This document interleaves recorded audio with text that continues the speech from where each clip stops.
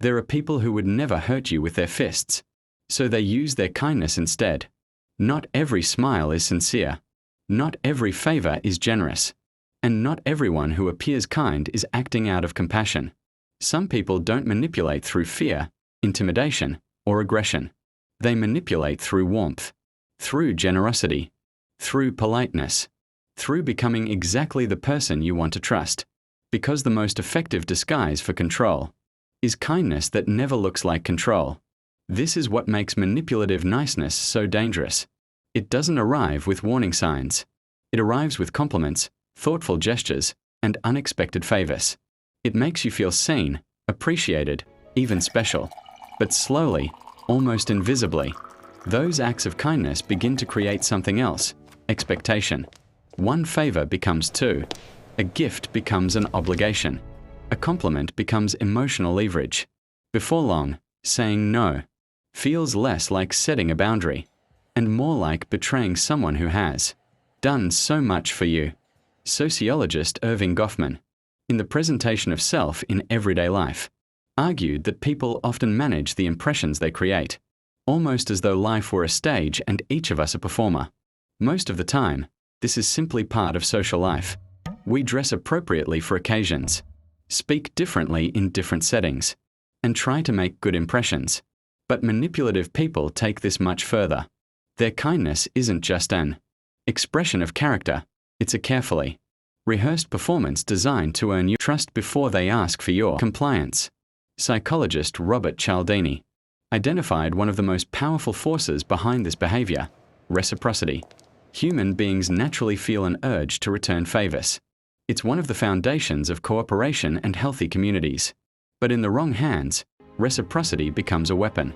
Someone insists on helping you when you never asked. They keep giving, not because they're generous, but because every gift quietly builds a psychological debt. Then one day comes the sentence you've probably heard before: "After everything I've done for you." Suddenly, what looked like kindness becomes a bill you never agreed to pay. More than 500 years ago, Niccolò Machiavelli observed that appearing virtuous could sometimes be more useful than actually being virtuous. Whether in politics or everyday life, reputation has power. Some people understand that the quickest way to gain influence isn't through force, it's by becoming the person everyone describes as so nice. Their image becomes their shield. When they manipulate, few people believe it. After all, they're such a kind person. Sometimes the greatest protection a manipulator has is the reputation they've carefully built. Psychologist George K. Simon, in Sheep's Clothing, describe how some manipulators rarely use open aggression. Instead, they rely on subtle tactics: charm, guilt, passive pressure, and emotional obligation. They don't tell you what to do. They make you feel like a bad person if you don't do it. That's the difference between generosity and control. Genuine kindness respects your freedom. Manipulative kindness quietly punishes it. Carl Jung offered another perspective. Through the idea of the persona, the social mask we present to the world, we all wear one to some degree. But when someone becomes consumed by maintaining the image of being the nice person, the mask can begin to hide motives. Instead of expressing character, a person may look compassionate while secretly seeking admiration, loyalty, influence, or control. The smile stays the same. The intention changes. So how do you tell the difference? Watch what happens when you say no. Authentically kind people may feel disappointed, but they respect your boundaries. Manipulative people often respond differently. They withdraw affection.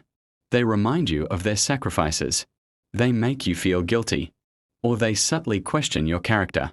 The kindness disappears the moment it no longer produces the outcome they wanted. That's because it was never rooted in compassion. It was rooted in expectation. This doesn't mean you should become suspicious of every generous person. That would be another mistake.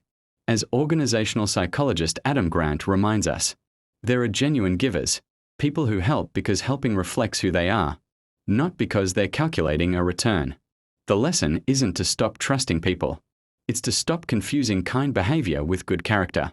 Character isn't measured by a single generous act. It's revealed through consistency, especially when there is nothing to gain. So the next time someone overwhelms you with kindness, don't ask only, "What are they giving me?" Ask something deeper. Do they still respect my freedom when I owe them nothing? Because genuine kindness doesn't keep score. It doesn't collect emotional debts. It doesn't demand loyalty as payment. And it never makes you feel guilty for protecting your own boundaries. The strongest people are not those who reject kindness. They are those who learn to recognize the difference between compassion and control disguised as compassion. Because awareness is what separates manipulation from influence. And discernment is what protects your freedom. If you want to understand the hidden psychology behind manipulation, human behavior, power dynamics, and self-mastery, subscribe to the Conscious Chamber. Like, comment, and share this video, because the greatest freedom isn't seeing through others. It's learning to see clearly for yourself.